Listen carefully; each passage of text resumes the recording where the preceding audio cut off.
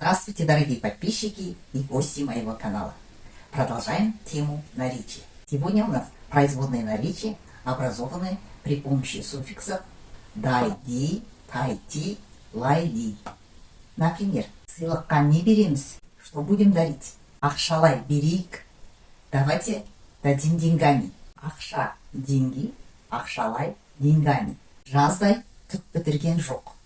Все лето ничего не делал. Жаз – лето, жаздай – все лето. Когда человек ничем не занимался, мы можем употреблять эту фразу. Етті шикіди жеуге болмайды. Мясо нельзя есть в сыром виде. Шика – сырой, шикіди – в сыром виде. Қыстай тоңып шықтық. Всю зиму замерзали. Қыс – зима, қыстай – всю зиму. Осылай істе. Сделай так.